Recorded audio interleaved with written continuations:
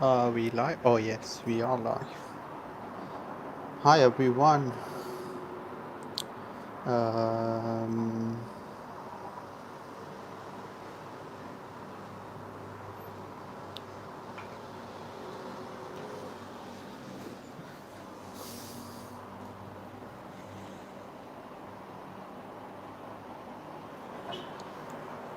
welcome everyone to a live stream. I finally figured out how to do a live stream from a phone. And yeah, as the title suggests, we are going to be doing a car discussion, but not a very technical one actually, just a normal car discussion. And first of all, where are you guys from? Just I'm gonna be keeping a track of all the people who are going to be joining on the stream from my phone. So let me know, where are you guys from? Which country are you from? And then we'll start our discussion about cars. I'll probably wait for a few people to join in on this. Currently, I have two. Yay! I have two people who are already on this stream, so make sure you ask more people to join so that we can have a fun sort of discussion. So um, yeah, I probably just went on and started my car. By the way, if you haven't watched the video about how to maintain your car currently in a lockdown, while we all are in a lockdown, so make sure to head over to my channel and check out that video about the points that you can follow so that how to maintain your car essentially during this lockdown period. So make sure to go over to my channel and check that out. I also did a video about 1,000 subscriber celebration. Make sure to check that out also. And also the latest one, which was uploaded yesterday. Gosh, I have been just promoting myself. Okay, let's just start with our how do I go to live chat?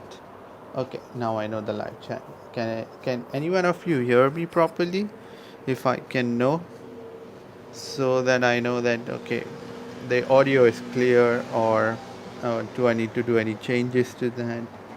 Just let me know if that is clear. So the topic for today that I was really interested to discuss was, considering how the circumstances are, pretty much all the auto industry is going through a tough time, or it is going to be going through a tough time. So now there are various technologies that are coming around, which is the hybrid technology, which is your engine downsizing, and also pure electric cars. Now, I want to discuss, like, which of the technologies do you feel is the way forward, and also considering that currently a lot of car companies are going to be cutting down on their development also. So and also a lot not a lot of manufacturers are currently on board with the electric cars or have released a lot of electric cars. So I think a lot of manufacturers though are manufacturing the hybrid cars, and also a few years back a lot of people were into the manufacturers were into the engine downsizing also, which was taken as a consideration, and a lot of manufacturers developed also cars based on that. VW did that. VW was big part, and pretty much they did a lot on that. But then eventually they realized that engine downsizing wasn't the way forward. But after that they started focusing on electric cars. Now, electric cars, again, I am still doubtful about, because the thing about electric cars is that electric cars need a lot of infrastructure and also a lot of modifications.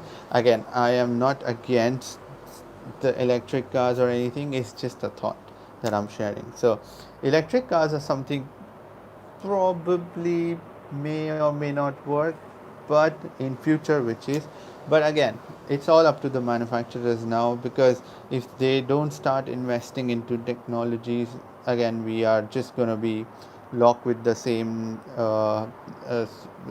technology for a few more years. So, but a rather uh, interesting thought that came up to my mind was because I've been testing a lot of hybrid cars also, and I have tested about 4 5 now, including the Volvo and also the Jeep and pretty much every, and also Toyota, which is big time into hybrid technology. In fact, I think one of the earliest adopters of the hybrid technology, the Toyota Prius, which was there. So I think hybrid technology is the way forward, because if you think of it, it's a very simple technology where you just sort of add the electrical bits to your existing infrastructure. So, or the design. So it's not a very big thing, and also it also solves the range issue also, because let's be honest, up till now, if you think of an electric car, you are going to be thinking about the range also. So electric cars still lack a bit of range, and if you compare it to the hybrid cars, then the hybrid cars are pretty sorted out in that case. And again, I will also be comparing the different technologies also, which is the hybrid engine downsizing and also the electric cars. So first, let me start with what engine downsizing is. Now, engine downsizing is that, say you had a V6 engine before 5 years back, which was a V6 which was producing about 300 400 horsepower, and now you have a downsized engine which is only 2 liters, but it's a 4 cylinder, but now it's turbocharged or supercharged, or there are bits added to it to make it produce the same amount of power which was being produced before. So that there is the, although when you add a turbocharger there is slight bit of lag that you're going to get, but that still, over the years, it has become pretty smooth in that case, because the engines nowadays have become so refined, and there are technological bits that has been added to it. So I mean, because of that, they are pretty refined in that sense. And the only problem with these downsized engines is that downsized engines, they have a lot of complicated parts added to it in order to increase the potential of, the power potential of the engine, and that is why the blocks are made a little stronger, so that they can withstand the pressures which are being produced because of the turbocharger or the supercharger. So because of that, you also have so many complicated bits that are added to the engine block also. And again, the life of the engine itself is a bit of an concern currently, which is about 10 to 12 years, because there are so many tricky and complicated bits added to the engine, that as a result of that, you may have um, uh, the engine life that is reduced. So it's still an untested, or maybe there are not many vehicles which have crossed the 10-year, 12-year. Or if you are one of the owners who's got a downsized engine, just share your experience out here and let me know how is it like. Have you faced any problems ever with the downsized engine? And yeah, I mean, because of the stress that the engine goes through, I think, which is why a lot of manufacturers, and also it's also to do with the fact that, say you had a V6 engine which was of the same capacity, and a downsized engine which is 2 liters, and a 4-liter engine. Now one has V6 and one is a V4. Again, this is just a very rough comparison. We are not going into like deep down those figures of exact measurements and dimensions. This is just an example that I'm trying to give you all. So if you had the same sort of engine, and let's say you wanted to cruise at 120 kilometers per hour, a V6 engine is going to be doing that pretty easily, because it won't be revving too much. And then when you have a V4 or a V or a three-cylinder inline engine for a fact, which is turbocharged, and it's only like 1.5 or 2 liters, and it was supposed to go to the same speed, then it will be doing that at a higher RPM, and also it will be a little noisy because you get the you, you get the fact, right, that if the engine is constantly revving at a higher RPM while cruising, then it is going to make a little bit more noise, and you would obviously feel the engine lack a little bit of that power to eventually pull your car from the standstill, or if you wanted to cruise along. So again, this is just 120. Now if you want to go at a higher speed, like sometimes we have out here where you have like 140 kilometers, which is like the standard speed limit on the highways and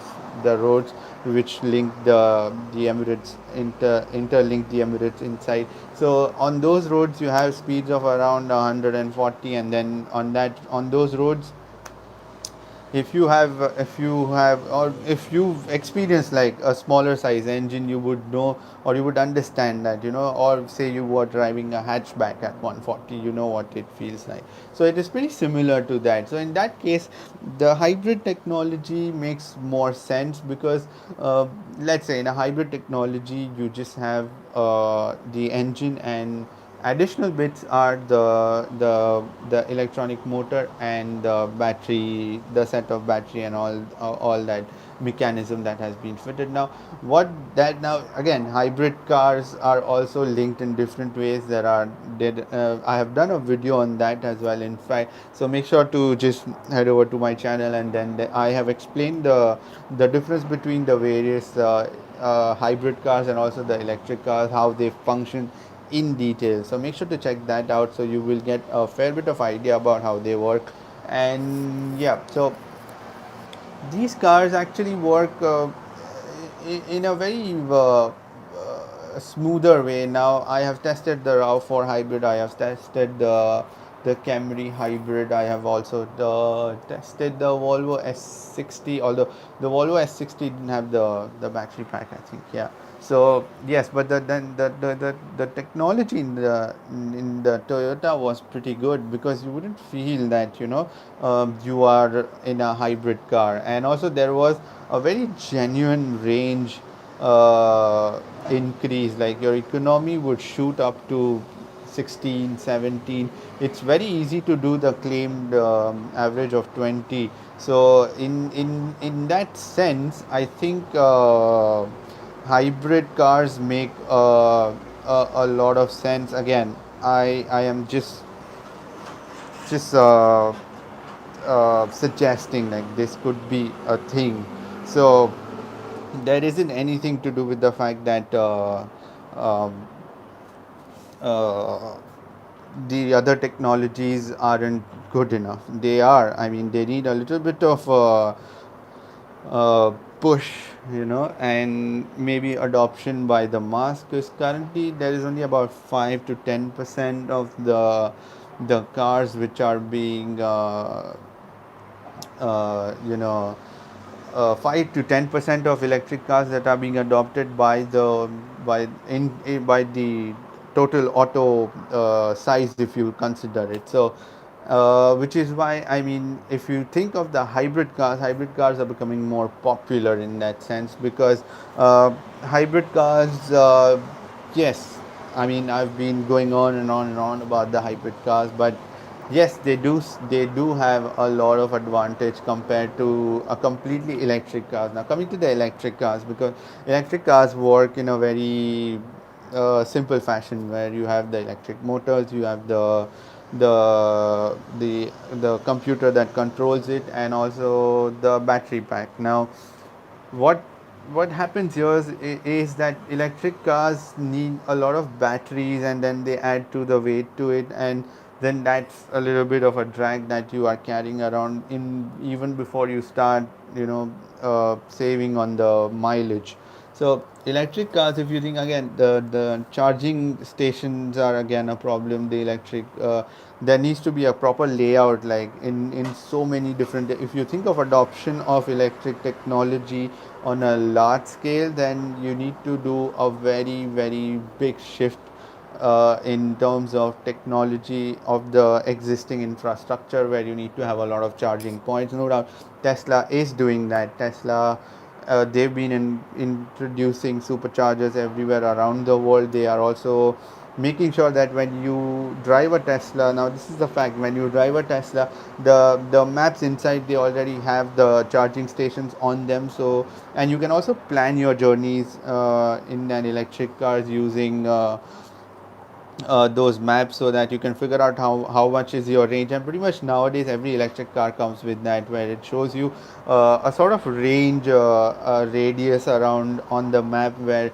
the next charging point is, and how far are you from, and how much are you going to do before you run out of the juice from your car. So in terms of that, technology wise they are pretty good, but then in terms of infrastructure they need a lot of changes to the existing one. So that's where the hybrid car sort of fits right in there, because it gives you the power of petrol and also the electric combined together, and that sort of gives you a range anywhere between 800 850. But yes, I mean, I have managed to get about 700 750 kilometers from a Toyota RAV4 hybrid. And if you think of electric cars, they are still somewhere between 500 to 550 kilometers. I mean, 550 kilometers is what they will be able to do. But if you if you think of the hybrid cars, they are way ahead in that league. And compared to the conventional cars, now conventional cars, smaller engines, now the BMW 318i that I drive has a 1.5 liter engine, and that also delivers me a range of 750 kilometers. And if I am very careful about driving, then it would really give me a good range. So I mean, again, that's an example, like a fine example of downsized engine, which is the engine is actually from a Mini, so that has been put directly into the 318i. Now I've just had 1.5 years of driving that car, so far there have been no problems. The turbocharger, there is nothing, anything which has gone wrong. Hopefully nothing goes wrong. So I mean, yeah, that's still a very good option, because you don't have to change a lot of technology, right? Or a lot of infrastructure for you to manufacture those cars. Also, all you have to do is just redesign the chassis, and then put the engine again, a small size engine, and then again the main work goes into the engine, because you have to redesign the engine to handle more pressure inside the cylinder heads, which is why you have the the the strength of the engine has to be a little on the higher side, and which is why they are a little heavy than the usual cars. So again, so coming to the electric cars. Now electric cars adoption can only happen when you have the technology, which the infrastructure for the charging, when it starts developing simultaneously. So unless and until that doesn't happen, I don't see a, a solution or a way forward for them to become popular. So just think of it out here in UAE, like whenever you are about to commute anywhere, you would be easily traveling say 50 60, or some people even travel like 80 to 100 kilometers in just one journey. And then to be doing it on electric, in an electric car, and with all your aircon, air conditioning, electrical bits, technological bits which are inside, all of that is on. And to be able to do that, it's going to be a little, squeezing the juice out of those batteries a lot. And again, after that, you have to put your car into charge. So that is still okay, because if you have a supercharger, you can charge your car within 20 minutes to 30 minutes to even 1 hour. That is possible with the Tesla chargers. superchargers. But if you have the normal chargers, it takes about 5 to 6 hours for you to charge the car again. Now, this, if you think of the journey altogether, it is like 160 kilometers to and fro from wherever you are, maybe from work or wherever, whichever side you are going to. So for that reason you have like 160 kilometers, and then on that single charge you may probably survive, but then again you have to go back and then put around your car at your home for charging, which will take about 6 to 8 hours, because it's just the normal power socket with the outlet. So that is going to take time, but then think of it in terms of the downsized engine or the hybrid cars, because hybrid cars are, there are two types, where the first one, where there will be initially you will be driven by the battery, and then after that the petrol engine takes over, and then your journey continues. And the other one is where something in an BMW i3 or an i8, where the engine is charging, uh, so engine acts as a generator, and then that charges the batteries all the time, and then you get the power from the batteries, and then eventually to the motors, and then that's how you are using the the power.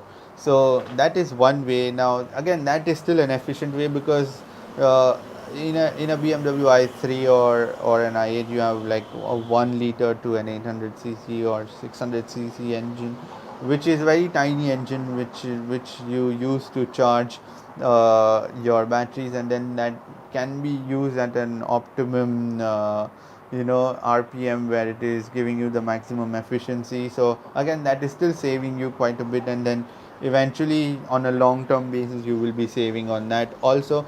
But even for a downsized engine, that's the same thing. I mean, think of it, there is one more technology, which is the hydrogen fuel technology. Now that is still in its very nascent phase, where only Toyota has adopted, and Honda had given us a few examples some years back, but they are still continuing to work on that. And also even Toyota has already come out with that, which was that, I think James May was driving that. Sorry, I don't remember the name of the car, but it's a very very interesting car. Just search for that. It's the Toyota,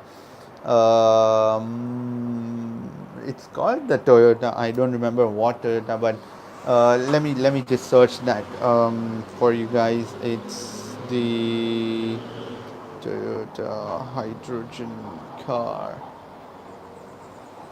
Ah, it's Mirai. Yes, it's called the Toyota Mirai. So that's the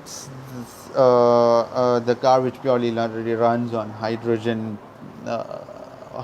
gas, and then the output is just water from your exhaust pipe. So um, again, that is, you in UK in total you have like 6 or 7 hydrogen filling stations, and that's pretty much it. That's it. So if you really you really need to plan your journeys after that, in order to go out and fill hydrogen. And the range is also around 300 to 350 miles. So that's also pretty on a lower side yet. So yes, so I think, yeah, if I were to sort of arrange the technologies, then I feel the hybrid cars would be the first one, and then comes the downsized engine, and then the electric cars. Because let's be honest, in terms of pricing also, the electric cars are currently still on the higher side, though the smaller size cars are still becoming more usable and more reachable to everyone. So if you have the Nissan Leaf, the Chevrolet Bolt, and also BMW i3, and all these are now starting to become much cheaper to own and also to drive. But unless the whole bits around that, like the charging infrastructure and all that, improves, then we can really start thinking about electric cars. But till then, I mean, hybrid cars are still one of the top suggestions that I would recommend. And then after that, the downsized engine. Again, downsized engine it comes on the second and not on the first, is also because there is a lot of maintenance to do for the downsized engine. Also, if your turbocharger, like back in India, I have a Hyundai Verna or Accent, or whichever country you are from, it's called. And within the first 2 years, the turbocharger failed, the seal inside, and it's got a 1.6 liter diesel actually. So it's a 1.6 liter diesel turbocharged engine, and that the turbocharger on it failed, and then the cost of replacing that turbocharger is pretty damn expensive. It's pretty, although just owning a diesel car itself is expensive. So after that, if you had to replace a turbocharger, the costs are monumental. So because of that, I mean, which is why I feel the downsize engines come into second category, and then comes the electric cars, and then eventually would come the hydrogen cars. The concept is really good, where you just have to fill in hydrogen, it reacts in the fuel cells inside a car, and then all you emit is water from your exhaust pipe. So it's pretty, again, hydrogen has to be produced. So that also involves, uh, the production of hydrogen, and then transportation of hydrogens to different stations. So all of that also will require a long sort of infrastructure to be developed for it to work efficiently. So that still comes on the fourth in my list. So, and the normal cars after that. I mean, the normal cars are still preferable. Just keep driving them till we find a solution. But if you are planning to buy a new car, then I feel hybrid cars are the way forward. I mean, just try them. It's really good, and it also give it's they are also very torquey, because at the lower end you have the electric motors to drive you, and then on the higher side the engine takes over, and then there is uh, like a nice bit of smooth supply of torque and power to give you that smoother sort of transition from electric to engine, and then the whole journey itself. So again, it's also economical. I mean, way economical. Like you get 17 to 18. So why not? Just invest in that sort of technology. And also nowadays the battery packs are under warranty. So if something goes wrong, you have the manufacturer would take care of it. So yeah, why not? It's a win-win situation for you. Anyways, I think, yeah, not, yeah. I mean, I've already like been talking about for 28 minutes. Wow. So yes, I mean, that is pretty much it about for this video. If you feel you have any suggestions to make, or if you would like me to discuss on any other topic apart from this, write them down in the comment section below. I hope this is the comment section. Yes. So write them down in the comment section below, and I will make sure to go live again. I hope everyone is safe around in the world, wherever you are from. You are staying inside, staying isolated, and also you are following all the guidelines from your local authorities. Just make sure to do that. And I hope this live stream was just one of the first few that are going to be coming. I will make sure to announce them prior, so that I have a lot of people joining in, uh, on these live streams, because I want to make them interactive and more one-on-one, where I can answer some of your questions directly on the live stream, instead of you know making a video and then later on for waiting for people to see it and then replying to those comments.